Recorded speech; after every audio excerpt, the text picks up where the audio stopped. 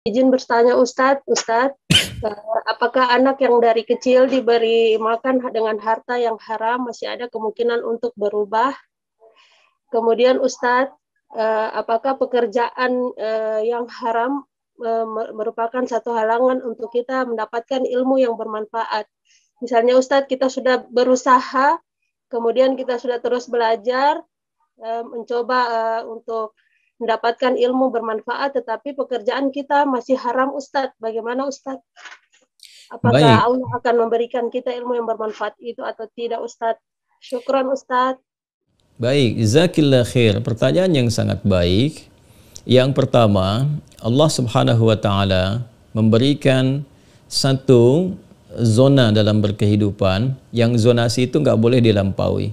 Keluar dari zonasi itu, maka Allah kemudian menetapkan larangan-larangan yang dikenal hukumnya dengan nama haram. Haram itu seakar dengan kata hurmah.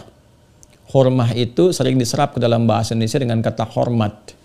Ya, hormat. Jadi hukum haram itu sesungguhnya diturunkan oleh Allah untuk menjaga kehormatan dan kemuliaan hamba.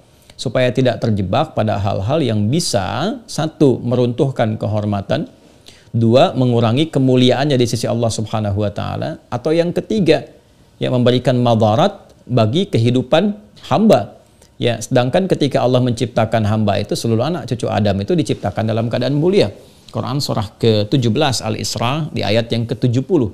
Walaqad karramna bani Adam wa hamalnahum fil bardi wal bahr warzaqnahum minat thayyibat ya wa faddalnahum ala katsirin mimman khalaqna tafdila.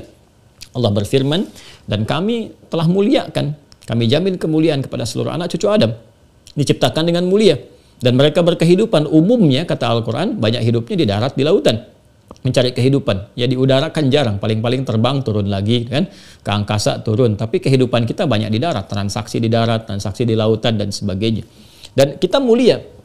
Karena itu semua kemuliaan ini Allah Subhanahu wa taala minta kita untuk menjaganya, bahkan melebihi makhluk-makhluk yang telah tercipta. Wa faddalnahum ala katsirin mimman khalaqna tafdila, dan kami muliakan mereka melebihi umumnya, kata Allah, itu hamba-hamba yang telah kami cipta. Ya, binatang dicipta, kita lebih mulia dari binatang. Tumbuhan dicipta, kita lebih mulia. Jin dicipta, kita ini lebih mulia. Ya, lebih tinggi statusnya. Bahkan malaikat yang tercipta pun diminta hormat ya kepada manusia, ketika manusia itu mampu melakukan amalan tertentu untuk mendekat kepada Allah melebihi kekuatan malaikat. Malaikat itu beramal baik wajar karena ada takwa, tapi nggak punya nafsu. Tapi manusia itu bisa beramal baik, itu hebat karena bisa mengatasi nafsu, ya kan? Nah, makanya malaikat diminta hormat ya dengan pengetahuan yang Allah lekatkan kepada manusia. Nah, yang paling menarik adalah Allah Subhanahu wa taala saking sayangnya kepada hambanya itu menjaga kemuliaan ini. Di antara penjagaannya apa? Ya, satu, ada yang sifatnya memberikan hukum kewajiban untuk mengerjakan. Jadi dengan kewajiban itu memudahkan jalan hidup, memberikan kebahagiaan, kesuksesan, dan mempercepat apa yang diharapkan. Misal Allah mewajibkan sholat nih. Di sholat itu apa sih hikmahnya ketika diwajibkan? Ternyata satu, bisa mempercepat terkabulnya doa. Ya, doa itu dalam sholat, kalau benar sholat ya cepat terkabul. Seperti Nabi Zakaria minta dikabulkan. Bahkan yang menurut manusia mustahil, ya punya keturunan dari istri yang divonis secara medis gak mungkin punya keturunan, karena maaf disebut monofos dan mandul, itu minta lewat sholat dikabulkan. Ya, karena ada maslahat. Quran surah ketiga Ali Imran ayat 38 sampai 39. Ya, sholat bisa apa lagi fungsinya? Sholat itu fungsinya bisa merubah perilaku kita, menjaga dalam kebaikan, dijaga dari dua sumber keburukan, fahsya dan mungkar. Itu yang di Quran surah ke-29 ayat 45. Innas salata tanha 'anil fahsya wal munkar. Sholat apalagi mempercepat kita mendapatkan kebahagiaan. Ya, dengan sholat itu kan dilahirkan tumakninah. Tumakninah itu ada ketenangan. Ketenangan yang dibawa itu kalau dibawa berkehidupan nyaman. Tumakninah dibawa kemudian ke rumah tangga jadi sakinah. Bukankah di rumah tangga berharap sakinah? Sakinah, mawadah, dan rahmah. Itu kunci sakinah itu diantaranya lewat sholat. Ya, karena itu banyak persoalan kehidupan itu bisa tuntas di atas bentangan sejadah. Persoalan besar ketika sujud, kita curhat sama Allah di situ, minta solusi, suami istri juga sholat, enak. Selesai, jadi tenang, jadi nyaman. Baik kembali, pelan-pelan tuntas. Makanya sholat itu kan amalan pertama perwujudan takwa. Dzalikal kitabu la raiba fihi hudal lil muttaqin. Siapa orang takwa di situ muttaqin? Alladzina yu'minuna bil ghaib wa yuqimunas shalah. Dia tingkatkan salatnya itu sebagai implementasi iman. Ketika takwa meningkat, apa gambaran selanjutnya persamaannya? Wa may yattaqillaha yaj'al lahu makhraja wa yarzuqhu min haitsu la yahtasib. Itu di Quran surah ke-65 itu. Di akhir ayat kedua, di awal ayat ketiga. Siapa yang mampu meningkatkan takwanya kepada Allah Subhanahu wa taala, dan dia tingkatkan lagi takwanya kepada Allah, diberikan solusi dari semua persoalan-persoalan yang dialami dalam kehidupan. Jadi ibadah itu ada maknanya. Ya, ibadah itu ada maknanya. Salat apalagi fungsinya mengantarkan pada kebahagiaan, kesuksesan. Makanya ketika diperdengarkan hayya 'alas shalah, hayya 'alal falah. Ya, salat mendekatkan pada kebahagiaan, salat mendekatkan pada kesuksesan. Karena itu banyak orang-orang sukses dulu, mereka meyakini kesuksesannya diakibatkan karena hubungan dengan Allah itu baik. Hubungan dengan hamba baik, dapat akses. Hubungan dengan Allah baik, apa yang nggak ada aksesnya? Semua terbuka. Karena itu Utsman bin Affan, Tamim Ad-Dari, Abdurrahman bin Auf radhiyallahu taala anhum jami'an itu sangat menikmati kalau salat malam itu, sampai bahkan mereka di kitab At-Tibyan itu karya Al-Imam An-Nawawi itu bisa menghatamkan Al-Qur'an dalam kesempatan tahajud saking menikmatinya. Dan feedbacknya apa? Kesuksesan. Dan itu jalan ke surganya. Itu kewajiban. Yang kedua, ada hukum haram. Haram itu diturunkan oleh Allah hukumnya untuk membatasi kita dari zonasi tadi supaya nggak keluar dari kemuliaan-kemuliaan yang telah Allah tetapkan. Karena itulah kemudian misalnya ada fungsi haram yang dilekatkan pada mata. Haram melihat hal-hal yang bisa merusak pandangan, meruntuhkan kehormatan. Karena itu ketika memandang, iman itu disebutkan dulu. Quran surah Cahaya surah 24 ayat 30 misalnya. Kullil mu'minina yaghuddu min absarihim. Katakan pada pria-pria beriman, dengan palingkan pandangan dari yang nggak boleh dilihat. Kenapa? Salah lihat bisa terjebak pada perbuatan yang kotor. Salah lihat aurat misalnya terbuka, salah lihat setan masuk. Terus bisa masuk kepada zina. Dari pandangan, panah setan masuk kemudian kepada khayalan, nonton yang tidak benar, perilaku yang buruk pada akhirnya. Ya, karena itu apa? Jaga pandangan supaya nggak terjebak. Kalau orang sudah terjebak pada perbuatan zina, kehormatan runtuh kan? Betapa banyak orang punya kedudukan, runtuh kedudukannya karena persoalan-persoalan tadi. Ada yang selingkuh, ada yang zina, ada yang macam-macam, runtuhlah kemudian jabatannya, kedudukannya. Jadi haram itu diwujudkan, muncul untuk menjaga kehormatan. Supaya nggak keluar dari zonasi yang kemudian dilarang oleh Allah Subhanahu wa taala. Lisan dijaga. Ya ayyuhalladzina amanu la yaskhar qaumin qaum wailul lil mukadzibin. Hai orang-orang beriman, jangan saling mencela. La yaghtab ba'dukum ba'dha, jangan bikin hoax, jangan berdusta. Kenapa? Kalau dusta bisa celaka, runtuh kehormatan. Ya, kepercayaan hilang.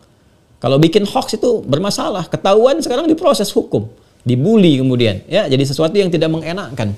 Nah, jadi semua ada dampak. Dilarang minum khamar, miras antika supaya nggak merusak akal, supaya sehat akalnya.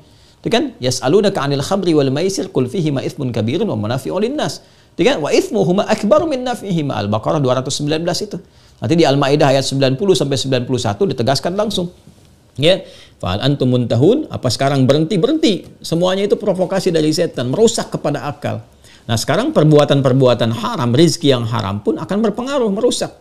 Merusak kepada apa? Satu, semangat untuk ibadah. Yang haram tuh kalau masuk, dia akan menutup yang halal. Kalau halal tertutup, halal itu kan instruksi kebaikan semua. Ya, jadi kebaikannya nanti tertutup, terganggu. Jadi pikiran-pikiran mulai diganggu. Karena kenapa yang masuk haram? Dan setan menunggangi pada yang haram. Kalau setan tunggangi, ya sudah. Ya apa-apa yang muncul dari yang baik-baik itu terganggu kemudian.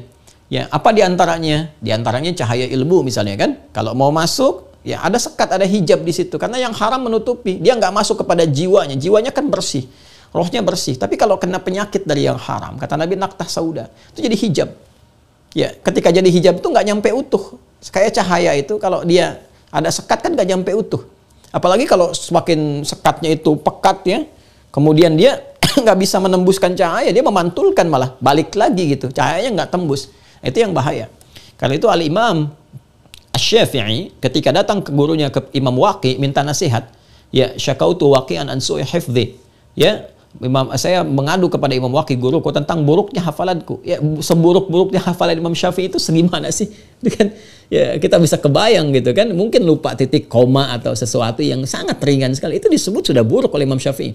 Ya, apa yang terjadi? Maka menasihati Imam Waqi, ya, bitarkil ma'asi, untuk meninggalkan maksiat. Lalu apa kata beliau? Ini fenomenal sekali, viral sekali kisahnya. Kata Imam Waqi, al-ilmu nurun wa nurullahi la yunzalu ilal 'asi. Bima makna? Ya, ilmu itu adalah cahaya, sedangkan cahaya Allah tidak akan tembus turun kepada orang yang berlaku maksiat karena ada hijab itu. Maka diminta untuk meningkatkan takwa kepada Allah Subhanahu wa taala. Itu terkait dengan ilmu. Ya, nah itu terkait dengan ibadah, mulai muncul malas misalnya, kan? Nanti kaitan dengan takwa juga ya mulai berkurang. Nanti ada kegelisahan. Bagaimana cara mengentaskan ini semua? Caranya adalah satu, dengan meningkatkan takwa. Itu yang dinasihatkan oleh para ulama kepada siapapun. Karena itu pesan Al-Quran.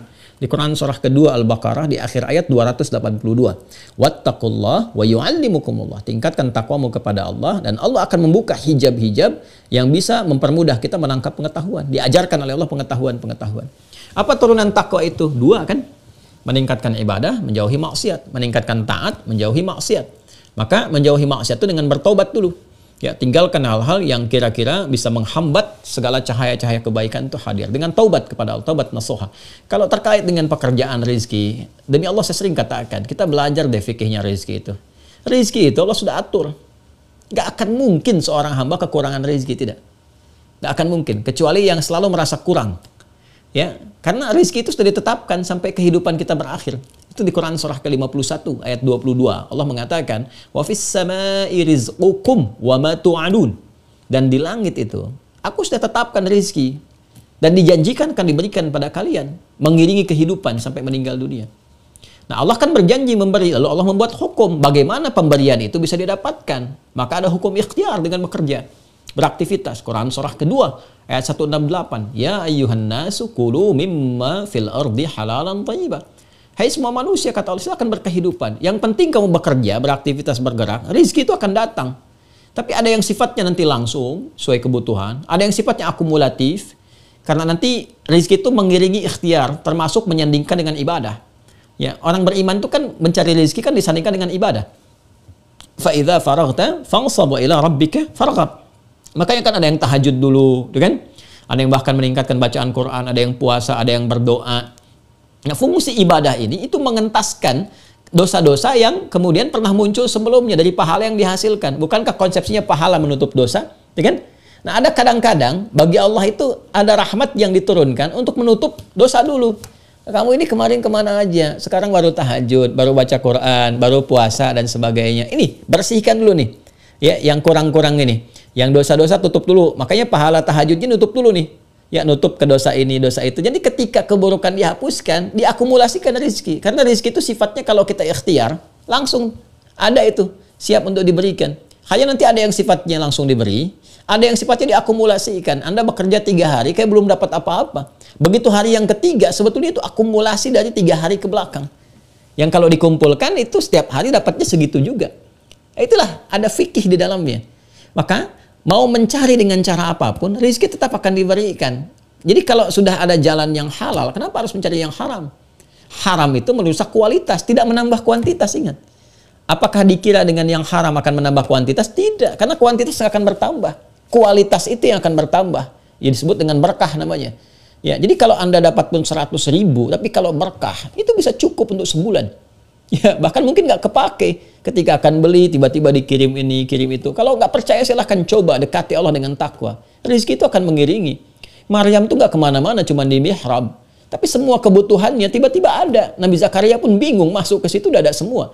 Bingung dalam konteks kemanusiaan, dalam konteks kenabian, beliau paham. Ini Allah yang kasih. Makanya ini konfirmasi kepada Maryam. Ya Maryamu anna laki hadza. Mengecek ke Maryam, dari mana semua ini. Dijawab oleh Maryam. Ya, ini dari Allah, wa min indillah, innallaha yarzuqu may yasha bighairi hisab. Di Quran surah ketiga itu Ali Imran ayat 37. Jadi kalau pendekatan kita kepada Allah itu kuat, Allah akan melapangkan hati kita. Di Al-Insyirah itu surah kelapangan. Kalau hati lapang, semua akan dicerna dengan mudah. Jadi cara kita kemudian menganalisis sesuatu, memikirkan pun akan jernih. Ya, sekarang coba kita turunkan ya cara berpikirnya yang benar. Rezeki sudah dijamin diberikan, tinggal kita berikhtiar. Dan mempercepat itu ada rumusnya. Dengan iman di ayat 172-nya, ya ayyuhalladzina amanu kulu min thayyibati ma razaqnakum. Dengan iman dan takwa ada lagi lebih cepat. Quran surah 7 ayat 96. Ya walau anna ahlal qura amanu wattaqau la fatahna alaihim barakatin minas sama'i wal ard. Nah, jadi jangan khawatir tentang rezeki. Yang khawatir itu adalah kualitas rezeki itu tidak memberi keberkahan kepada kehidupan kita. Itu yang khawatir. Ya kalau masalah banyak, jangankan orang beriman. Yang belum beriman pun, saya selalu menggunakan diksi belum beriman karena selalu berharap mereka beriman. Yang belum beriman pun kalau dia bekerja, bahkan sungguh-sungguh, serius, macam-macam, bisa dapat banyak. Tapi banyak itu berkah enggak gitu. Ya, Islam itu concern kepada keberkahannya. Kata Nabi, aku nggak khawatir umatku kaya itu biasa saja. Yang aku khawatirkan itu yang tidak bisa memanage kekayaannya. Ya, karena nggak berkah, nggak berkualitas, itu yang kejarnya itu itunya. Hidup kan cuma sementara, ya, sementara aja gitu. Ya, yang kira-kira cukup dipakai untuk kemaslahatan hidup kita, itu kan kita pertahankan. Toh kita kumpul-kumpul juga kalau nggak ada manfaat, untuk apa? Meninggal nggak dipakai. Jadi beban hisab saja gitu kan. Maka kelola dengan baik, arahkan pada hal-hal yang bermanfaat. Jadi itu caranya. Yang pertama, kalau Anda kesulitan ya dalam menangkap pengetahuan, ya, maka jangan langsung disimpulkan dulu ada yang haram misalnya, ya, atau ada maksiat. Boleh jadi juga dunia berpengaruh. Terlalu sibuk dengan dunia. Ustadz ulama itu sibuk masalah dunianya walaupun nggak bermaksiat, ya, tapi sibuk urusan dunia itu bisa mengurangi ilmunya. Ya, jadi kata Imam Waqi yang tadi al-ilmu nurun, pengertiannya bisa berubah tuh pada makna yang kedua. Al-ilmu nurun, ilmu itu cahaya bahasa Arab. Sekarang jadi bahasa kita, al-ilmu nurun, nurun betulan, nurun. Karena konsen urusan dunia, ilmunya nurun. Ya, hafalannya menurun, pemahamannya menurun. Karena apa ya? Ustadz sibuk bisnis ya akan berkurang kemampuan ilmunya. Ya kan? Ustadz sibuk cari popularitas ya berkurang kemampuan ilmunya. Nah, itu juga dunia tuh. Coba dicek. Jadi kalau misalnya nggak cepat menangkap satu pekerjaan, satu ilmu, ya, satu pendidikan tertentu, ada hafalan dan yang lain, coba cek. Bukan hanya maksiat, mungkin agak sibuk dunia nih, ya, banyak orderan, sehingga order-order yang mengonlinekan kita dengan urusan langit, urusan ibadah itu agak tertunda, ya. Nah, makanya saya sering katakan kan, online kita tuh harus ada keseimbangan gitu antara kebutuhan spiritual dengan kebutuhan jasmani kita. Itu satu masalah dunia. Jadi tidak harus maksiat. Dunia pun kalau terlalu berlebihan, itu bisa melalaikan akhirat. Walal akhiratu khairul laka minal ula. Sedangkan akhirat lebih baik daripada dunia. Itu satu tuh. Jadi kalau terlampau sibuk walaupun nggak maksiat, sehingga space untuk kita belajar untuk urusan-urusan yang lainnya pasti berkurang. Itu sudah biasa. Sibuk terlalu malam, siangnya pasti dipakai untuk tidur sebagiannya. Ya, siang terlalu banyak, malamnya akan berkurang. Nggak bisa bangun tahajud. Itu sudah rumus. Satu itu. Yang kedua maksiat. Maksiat. Ya bisa maksiat mata, maksiat pikiran, maksiat anggota tubuh. Itu juga bisa menghambat ilmu sampai dengan cepat pada diri kita. Ya, kemudian yang ketiga tadi, rizki yang haram. Ya, yang ditempuh dengan cara yang tidak tepat. Itu pun akan menghambat juga. Maka caranya takwa. Ya, pertama taubat dulu dari segala hal yang tidak tepat. Ya, kemudian yang kedua tingkatkan taat kepada Allah. Kalau taat sudah meningkat, nanti bimbingan akan datang. Taufik akan datang. Taufik itu ketika datang mengarahkan kita pada yang baik. Nanti diberikan oleh Allah pemahaman untuk mencerna, kekuatan dalam jiwa untuk berhijrah kepada yang lebih baik. Jadi kalau sudah ada itu tuh mahal sekali. Itu namanya halawatul iman. Nah, ada yang keempat sebagai bonus. Keempat itu apa? Kadang-kadang ini menarik sekali. Ini biasanya dalam fikih hafalan Quran. Itu kalau saya sedang mengajarkan itu kepada para penghafal, saya selalu menyampaikan ini. Kadang-kadang kasih Allah menjadikan seseorang kelihatan lambat dalam menghafal. Gitu ya. Kadang-kadang kasih Allah menjadikan seorang lambat dalam menghafal. Ternyata bukan karena maksiat. Bukan karena rezeki haram. Ternyata karena sayang Allah untuk menggugurkan dosa-dosa atau menutup pahala yang kurang. Kenapa? Karena seorang ketika menghafal Quran itu kan pahalanya banyak. Setiap satu huruf itu 10. Apalagi kalau diulang-ulang. Ya, kayak kalau ngelihat penghafal Quran kadang suka ada senyum-senyum sendiri gitu ya. Masya Allah, ada orang yang satu halaman tuh bisa dalam hitungan menit itu sudah hafal. Semenit, 2 menit sudah hafal. Ada lagi yang paling menarik, begitu sampai satu ayat tuh, itu lama dia sehari, 2 hari belum hafal, diulang. Ada yang demikian seperti itu. Saya sampaikan boleh jadi bukan karena kelemahan dalam menanggap. Mungkin Allah ingin berikan pahala yang melimpah dulu. Kamu kemana aja selama ini jarang baca Quran, jarang kumpulin pahala. Susul dulu yang lain-lain tuh, perbanyak dulu pahalanya. Ya, begitu diperbanyak, begitu sampai itu, cukup itu, mudah bagi Allah menanamkan Quran tuh dalam jiwa atau insan setiap kita, insan beriman tuh. Dan itu kejadian. Ada yang bahkan saat datang menghafal Quran, ibu dengan anak tuh. Ibu sudah punya hafalan sekian juz, anak belum punya. Ya, anaknya terus tuh seperti itu. Tapi yang terjadi apa? Hari ke-27 anaknya hafal Quran 30 juz. Ibunya sampai 30 hari belum dapat 30 juz. Jadi kalau teman-teman ikut yang karantina STWH itu banyak kisah menarik lah. Ada yang matanya sembuh dari satu penyakit yang divonis sudah nggak mungkin, itu buta permanen. Ada yang sembuh, sedang menghafal itu. Tiba-tiba kaget jatuh, gayungnya jatuh, orang heboh semua. Begitu keluar, teriak Allahu Akbar, matanya bisa lihat. Kejadian di Sulawesi dulu, sahabat kita yang waktu karantina di sini. Ya, ada yang masya Allah macam-macam lah, itu luar biasa kemuliaan yang Allah berikan ya kepada para ahli Al-Quran. Nah, jadi jangan disimpulkan dulu dari tadi yang haram maka masih. Tapi kalau merasa memang ada yang haram segera tinggalkan. Ya, dan jangan dianggap ringan nih, jangan dianggap ringan. Bagaimana kalau wafat dalam keadaan sedang mengkonsumsi yang haram? Ya, tinggalkan semua itu. Kemudian bertakwalah kepada Allah Subhanahu wa taala. Boleh jadi apa yang Ibu sampaikan tadi yaitu situasi-situasi yang kadang-kadang dihadapi oleh murid-murid kan, keadaan-keadaan dan sebagainya. Dan kita harus hati-hati sekarang karena yang haram itu bisa masuk ke saku, masuk ke kamar. Dulu orang ke pasar bertransaksi, sekarang pasarnya masuk ke saku. Ke handphone bisa klik, bisa macam-macam. Banyak yang haram terlihat.